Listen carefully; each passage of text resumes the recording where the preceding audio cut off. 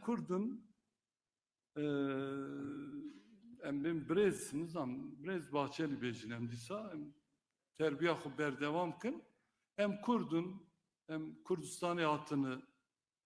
welatê me zimanê me çandûnera me bezemişê we nake em mîna we nînin gerek wê qebûl kin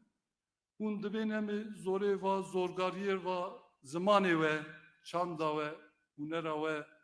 asîm nekin em ê we têkin gişta têkin Tirk belê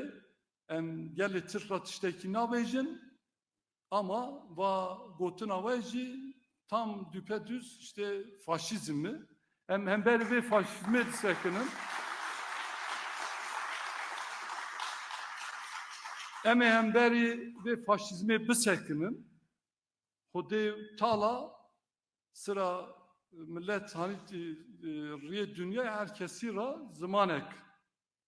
dayı zamanı me xade dayımet tu aslında hemberi xade derdiketi İnşallah xade yeki hemberi ya derdiketi bela ya ceza ya bidedi bejim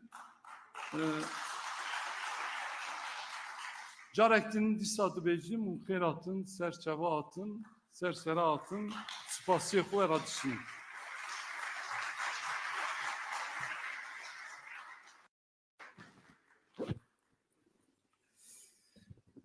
بله ام جی جیوینا خوی هر هفته دمشینن ام خلاص دکن از جوا همیاره روزین خوش روزین گشت دخوازم سرکفتن جمره سرکفتن جواره روز باش iyi günler